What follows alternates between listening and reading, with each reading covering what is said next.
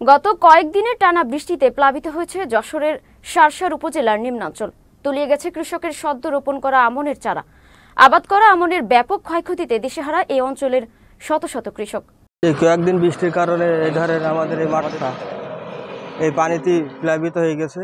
এই পানিটা যদি দ্রুত বেড়ে যায় তাহলে আমাদের ধানগুলো কিছুটা হওয়ার সম্ভাবনা থাকে।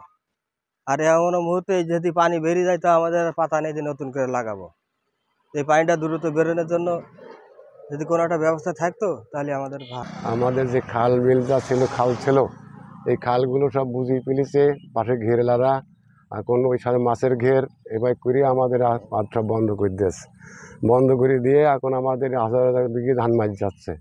প্রতি বছর দেখা যাচ্ছে আমরা হাজার হাজার বিঘে এই পানি বন্দি হইয়া দেখা যাচ্ছে ধান নষ্ট হয়ে যায়। আমাদের হাজার হাজার বিঘে জমি নষ্ট হয়ে যাচ্ছে।